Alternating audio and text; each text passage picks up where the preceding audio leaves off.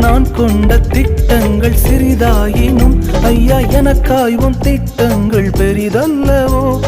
புழுதியில் இருந்து என்னை உயர்த்தினீரே, ராஜாக்களோடு அமர்த்தினீரே. புழுதியில் இருந்து என்னை உயர்த்தினீரே, ராஜாக்களோடு அமர்த்தினீரே.